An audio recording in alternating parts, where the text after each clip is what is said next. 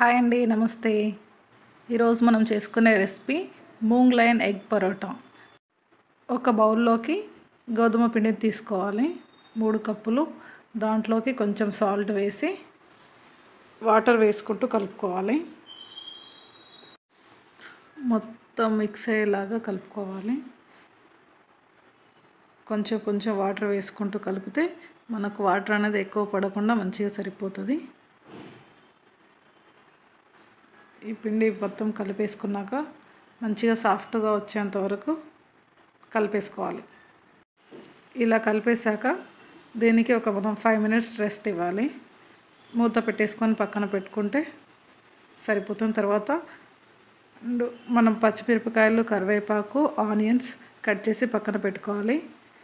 3 ఎగ్స్ని తీసుకోవాలి ఒక బౌల్లోకి. వీటిని పలగొట్టుకొని వేసుకోవాలి.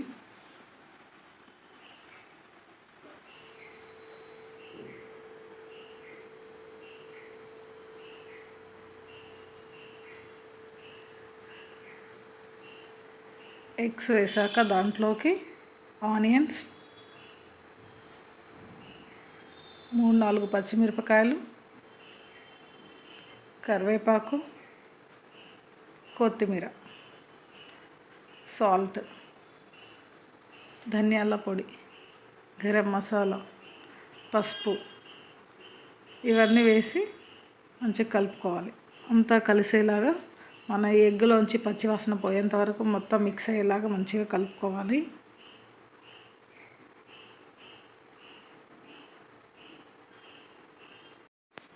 ఇలా కలపడం వల్ల మనకు ఎగ్ స్మెల్ అనేది రాకుండా ఉంటుంది. కలిపేసి పక్కన పెట్టేసుకోవాలి.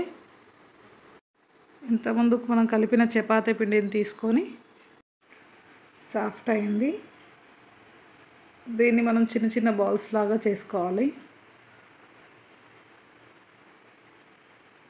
ఎన్ని వీలైతే అన్ని చేసుకొని పక్కన పెట్టుకోవాలి.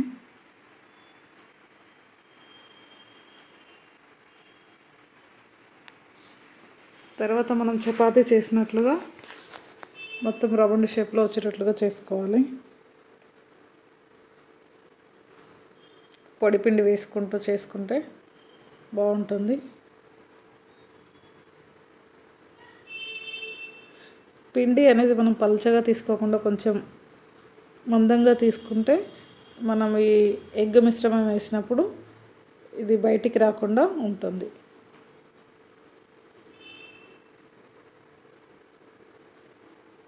ఇలా మొత్తం చేసుకున్నాక దీంట్లోకి ముందుగా కలిపి పెట్టుకున్న ఈ ఎగ్ మిశ్రమాన్ని వేసుకోవాలి.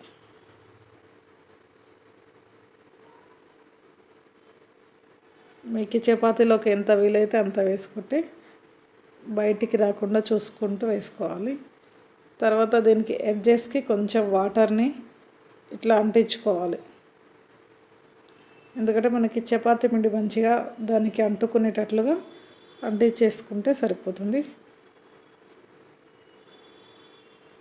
ఎగ్ అనేది బయటికి రాకుండా దాన్ని మొత్తం మంచిగా ఫోల్డ్ చేసుకోవాలి.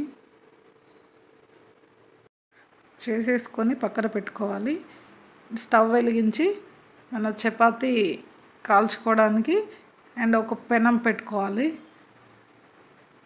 పెనం బాగా వేడయ్యాక దాంట్లోకి 1 స్పూన్ ఆయిల్ వేసి మన ఈ ఎగ్ పరోటాని వేయాలి. వేసిన వెంటనే కలపకుండా కొంచెం ఆగి దానిపైనుంచి 1 స్పూన్ ఆయిల్ వేసుకుంటూ కలుపుకోవాలి.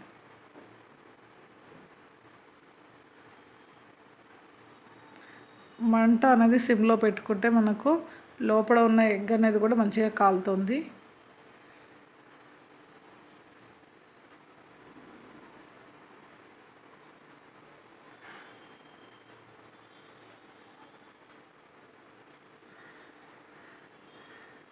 ఇలా మొత్తం కాల్చేసుకున్నాక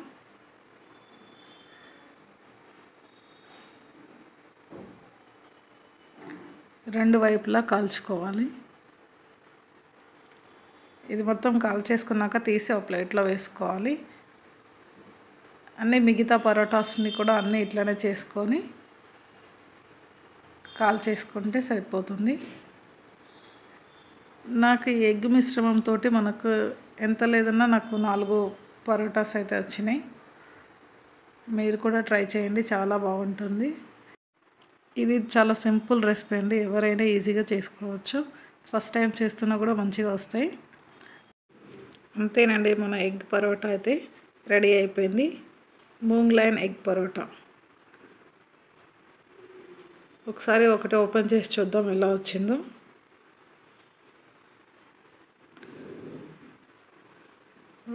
చపాతీ అయితే పైనుంచి క్రిస్పీగా ఉంది, లోపల అయితే ఎగ్ అనేది మంచిగా ఉడికిపోయిందండి.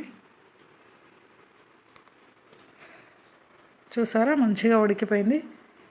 టేస్ట్ అయితే చాలా బాగుంటుంది, ట్రై చేయండి. Thank you for watching. Please like, share, subscribe. Thank you.